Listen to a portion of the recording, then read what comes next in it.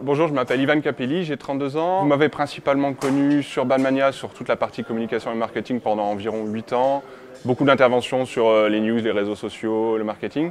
Aujourd'hui, j'ai la chance de représenter Adidas Badminton sur son retour sur le marché européen, sur l'Europe continentale. Il faut savoir qu'aujourd'hui, le badminton asiatique, c'est environ un peu plus de 100 millions de joueurs, ce qui est énorme à l'échelle du badminton mondial. À titre comparatif, le badminton européen représente assez nettement moins de 10% de ce volume de joueurs.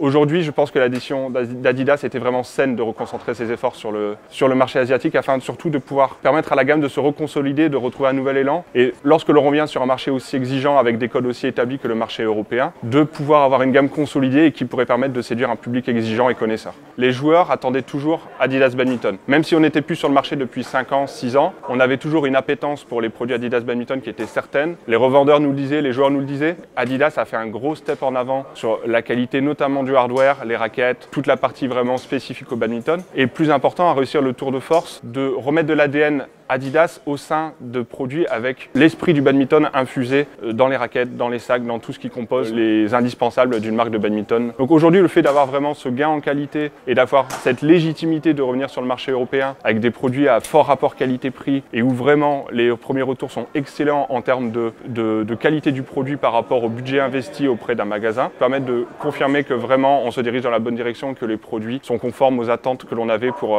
mettre un standard de qualité élevé sur le marché européen.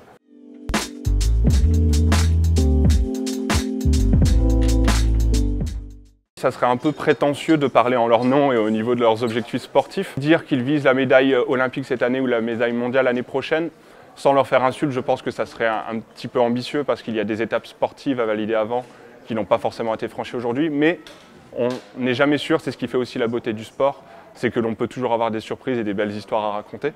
On a misé sur l'avenir, on a misé sur des profils qui allaient arriver prochainement à maturité sportive. On parle beaucoup par exemple en ce moment de Christophe Popov et à juste titre étant donné qu'il fait de très belles performances sur le simple homme français. Il ne faut pas oublier que par exemple Léonis, qui nous représente depuis l'été 2019, a accompli exactement la même grande performance d'être champion ou championne de France senior à seulement 17 ans.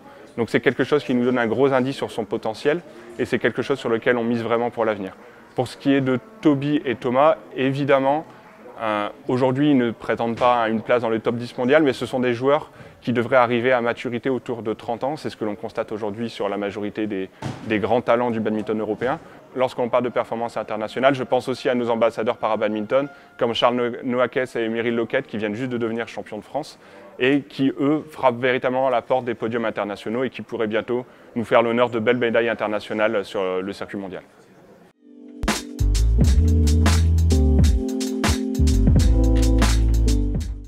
On veut avoir une petite équipe d'ambassadeurs de premier plan, sans forcément aller chercher des centaines d'ambassadeurs, mais que ces ambassadeurs jouent vraiment bien le jeu et surtout soient très bien accompagnés par notre équipe technique et notre équipe marketing pour faire d'eux des vrais ambassadeurs Adidas qui sont heureux de représenter la marque. Après, bien sûr, on n'est jamais fermé à la moindre opportunité et si des profils de premier plan sont susceptibles de venir grossir la famille Adidas Badminton et qui correspondent surtout à nos valeurs, on ne va bien sûr pas fermer les yeux sur ce type de profil.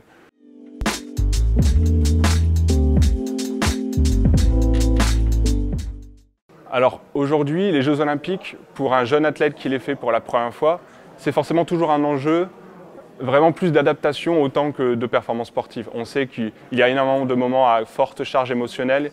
Il faut gérer par exemple la cérémonie d'ouverture, il faut gérer la vie dans le village olympique, il faut gérer la pression inhérente à l'événement. Pour un joueur anglais comme Toby d'ailleurs, il y a vraiment cette pression en plus d'avoir eu des médaillés olympiques pour le pays lors de la dernière édition qui font qu'il y aura forcément une attente supplémentaire. Donc aujourd'hui, parier sur une performance de Toby sur les Jeux Olympiques de Tokyo 2020 serait vraiment hasardeux, mais en même temps, c'est sur les Jeux Olympiques que l'on peut avoir vraiment les plus belles histoires. C'est-à-dire qu'on ne sait jamais, il suffit d'un bon tirage au sort, il suffit d'une ou deux performances et que Toby gère mieux la pression inhérente à l'événement que les autres, et on peut vraiment se retrouver avec de belles histoires à raconter.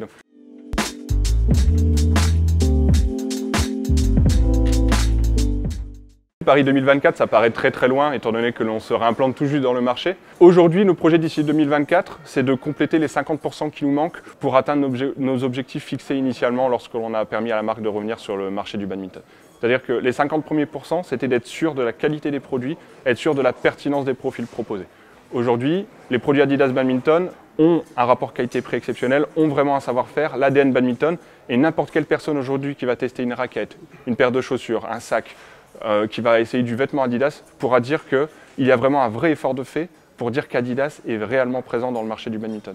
Les 50 autres %, c'est bien sûr d'aller voir les clubs, d'aller voir les magasins, d'aller voir les joueurs et de les convaincre de la bonne parole que l'on prêche. Et du fait qu'Adidas Badminton, aujourd'hui, est un acteur et une alternative crédible aux grandes marques installées depuis longtemps sur le marché du badminton européen.